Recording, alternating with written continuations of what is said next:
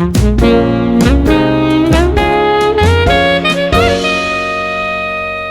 greatness is instilled. It is a process that festers for years until its presence and potential can no longer be ignored. As a product of institutionalized greatness, this icon has contributed immensely to the South African music industry. Albeit without much fanfare or herald, the man's true value and greatness is in what he leaves within the hearts and the spirits of the ones he touches. There will be no love that's dying here. Lucas Senyatso was born in Mafeking 48 years ago. That makes it 1972. In a small little village called Motlhabeng, just outside Monsiwa. So I've always known that I loved music from when I was a baby, man. I have memories of me playing guitars that were made by my older cousins, that were made from tins and, curtain strings and stuff like that. When I was 5, 6 years old, I already knew that I wanted to be a musician. So fast forward, we moved to Motlhabeng to Monsiwa at around 76, 77. And now I remembered what my cousin brothers' guitars looked like. So I made myself one using my mother's stolen, because I stole her curtain string, and I used one of those oil tins. And the sound that came out when I was playing was a bass sound from that one string guitar. And I think that's basically how the bass guitar chose me. So I had to assemble some disciples of mine who loved music around. And one of them was my cousin brother, who's late now. It was a very beautiful drama I remember when we registered to study music at Mabana. He used to play drums, and it was quite good. But he was a little bit naughty, so he didn't really concentrate on the music. So he started playing around with other guys outside influence, and he started doing bad things. But anyway, So 1986, I registered to study bass guitar at Mabana. 86, 87, 88, and boy, I feel like the previous government of Buputazwana was really far ahead, because the school that we had, Mabana, was like an art center that had everything from dance to drama to sports, gymnastics, and everything, So it was really based on the model of what used to be called Fame. Fame was a program that we used to watch on TV with I remember that lady that I had a crush on. Okay, my wife is not here, so she won't hear. Anyway, her name was Irene Cara. So I remember one time, Rosemary Mangope was the director of all the Mabanas, Mabana Mafeking, Taung, and Luhuruti, and I think Tabancho. So one time around the 80s there, Irene Cara was invited to come to the center. I was besides myself because, I used to see this woman on TV and I was crazy about her. Anyway, it was a great experience, man. We had people like Renee McLean, who was the music unit manager, I think from 1988. And it was great because he brought a concept that I feel is lacking right now at Mabana as we speak. The concept of mentorship. Because you see, this thing works the same way as when you've got a baby does not know how to speak. But the mother will say things, speak to the child, and the child listens and tries to imitate what the mother is saying. Within no time, a baby begins to say "mama," "papa." Then that's how that's how that's how they learn how to speak. So it's the same thing with music. You cannot say uh, you've got a program where you're teaching students how to play music, but there is no mentorship where you bring people that have been practicing the craft for so many years. So because in the classroom you teach them the scales. Okay, now if you teach them the scales, those are building blocks to creating music. But how do you join the dots? How do you make a scale sound musical? That's what Rene used to. He used to bring some of the greatest musicians like Duke Makasi, Victor Ndoni. We used to have your Alan Quaylas teaching there as well. I remember Mahotela Queens and what's his name? Makatini, their leader. They used to come there in Mabana. I mean, Mabana was that advanced. We saw some of the greatest musicians, like, on, and I think that was a great experience. That's the reason why for some of us, it was compared to the generation now of Mabana.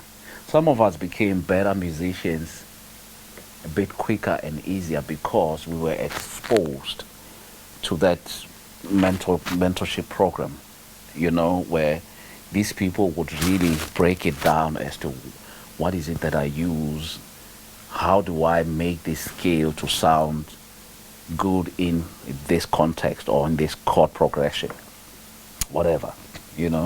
So then in 1990 I was doing matric, and basically in Mabana what was happening was that there was a group of teachers who were musicians who were playing at Mabatusan over the weekends, but during the day they would come and teach music at Maban. So Derek Africa, who was my bass tutor, decided that in 1990 he was going to quit the band and go back to Cape Town, go back home.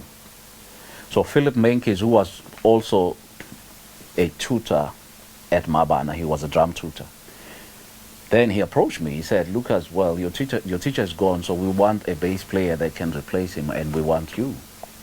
For me, that was like baptismal of fire, because I felt I'm still learning. I'm not sure if I'm at the space of playing with great musicians like those. But in hindsight, when I look back now, I'm so grateful that he believed in me, because that was another school for me. That's exactly what I'm saying. That you can be in a classroom, study all the scales, but when you're on the stage playing for people, there's no take two. There's a chart in front of you. You need to read the music. You need to entertain people. You need to play, and that means there's a chance that you might make mistakes. So how do you get out or maneuver making mistakes and making it sound good? And it's that's why I'm saying it was a good exercise for me to become a musician, and I'll forever be grateful to Philip Menkes for that. So I grew, and 1992 I registered with the University of the Northwest, UNIBO as it was previously called, and I studied communications. The funny thing about this thing, when I look back now, I've always loved music. The reason I went and registered to study something, it's only because I didn't know about UCT at the time. And even if I knew about UCT, if I went to UCT, where would I stay? Because there was no bursary or anything like that. But I'm sure if I had known about UCT, I would have just gone, well, whatever, I'll go to UCT. But one of the reasons why one had to really study is because we come from a place where the then president, Lucas Mangope, was very passionate about education. So you had to get education. So I felt I need to go and study something, even though my degree is gathering dust now. I'm not really interested in doing anything communications related. So I've always been a musician. And fast forward 1998, I get a call from Hugh Masekela. I think this was in fact, before then, a Saturday of sometime in June 1998, I get a call from Sipho Mabuze. Where Sipho Mabuze gets my numbers, I don't know. I'm in my thinking, I've never met Sipho Mabuze. He calls me, hey Lucas, man, there's a 1 month tour in Germany. Can you please send me your details, your passport, da da da da. Print that thing. I send him the information. Come Sunday, this is Saturday. Sunday, I get a call from Brahu. Hey Lucas, man, I'm doing a tour in the States. I need you to come and join my band on full-time basis. Hey, now I'm like, okay, now what am I gonna do? Because I've already made arrangements with Sipho Mabuze. So Brahu was like, you know Brahu, man. Brahu is Brahu. It's like, hey man, don't worry, you're supposed to be lighty, man. Come and join me. So that's how I joined him, and I think we did one gig in the Eastern Cape after 1 week rehearsal. Then after that, we were in a plane going to the States. For the first time going to the USA, we were doing a tour in the United States. We did New York, we did LA, Washington D.C., Detroit, and everything else. And we did Canada, we did England, we really basically toured. We would do about 2 or 3 months overseas and then come back home, maybe spend about a week or 2 weeks or a month, then we'd be back on tour. We used to work a lot with Brahu. And then word of mouth started spreading. People started talking about this bass player from Mafikeng, you know. And I guess that's how Themba Mkhize heard about me. Spongile Khumalo, Gloria Bosman, and all these other artists, these big artists, Ringo Madlingozi. I remember we did a tour with Ringo Madlingozi in Zimbabwe, and we went to Lesotho.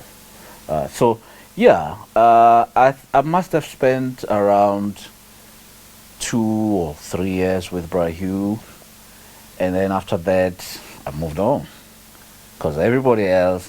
In fact, the truth of the matter is I started working much more when I left Brahu's band, because now everybody was calling me, from Johnny Clegg to everybody. I ended up working with Judith Sipuma for the longest time, and I became the musical director there. Yeah, I started really doing quite a lot of work and songwriting as well. One of the first people that asked me to write songs for her was Gloria Bosman. And I wrote a couple of songs. Some of the songs I co-wrote with Valencia Ferlito, Rob Watson, and the late Zole Batela, who was playing guitar. So, and I think that caught the ears of Sibongile Khumalo. One time, Sibongile Khumalo, we were doing a gig with her in Stellenbosch, and she comes to me when we were having breakfast. She's like, Lucas, I like the music that you write.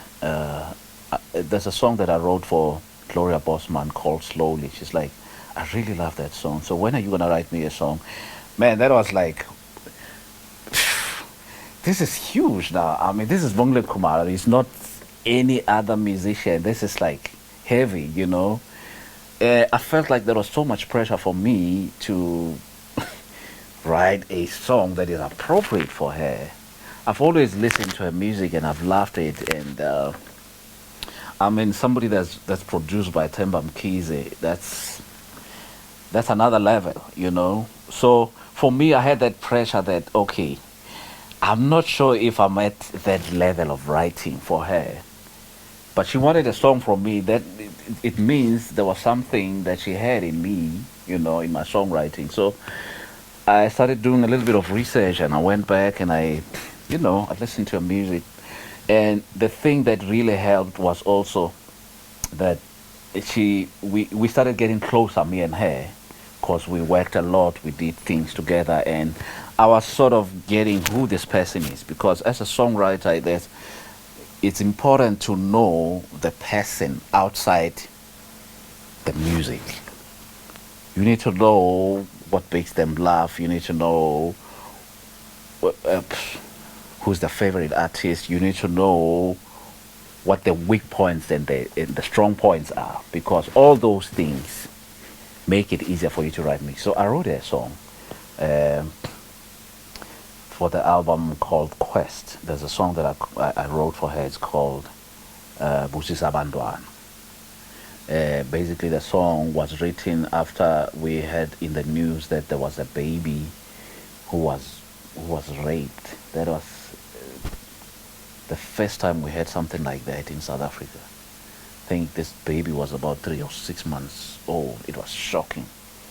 So basically, the song comes from that. So we co-wrote the song together. I wrote the music and she wrote the lyrics. So, and I started writing music for other musicians like Tlale Magene, Swazi Dlamini.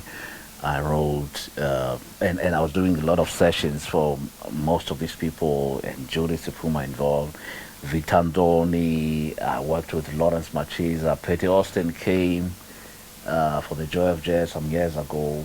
I was part of the band. Uh, I worked with so many people. The first album that Sipogazi recorded, I was part of that session. I played about 90% of the album. Fana Zulu played maybe 20% of that, which was great. All that collaboration. Margaret Motsache, her gospel album, I was involved in that. I was playing. Um, so it was just growth after growth after growth when I was in Johannesburg. And then a few years later, I thought, okay, let me come back to Mafikeng, to Mabana, where I started, so that I can give back, because there's young people that needed my help in terms of developing them and understanding music and harmony. So I came and I taught music for a couple of 4 years or so, from 2013, and a few years later, I think 2017 or 2016, somewhere there, somebody told me that people in Disney would be interested in me joining the Lion King. Yeah, miraculously. I don't know how that happened, but anyway, I got the job, and I'm still employed by Disney Lion King. We've been doing the tour since 2018 up to date. So this coming June, I'll be going to. Remember, there's been this COVID-19, so our tour had to be abruptly cut since last year, January. So now it's resuming, and we're gonna be starting in New Zealand from June, and other places that we're gonna be going. We did South Korea already about 2018, 2019. So now South Korea wants us back, so we'll be going to South Korea, and we're gonna be doing Dubai. We're gonna be doing Mumbai, which is in India, and other places that are gonna come. So I'm still writing music. I'm still playing, and after a long time not playing, I'm dying to play. I just bought me a double bass. I want to get seriously into doing jazz projects as well on the sides, but I'm still writing music. Yeah.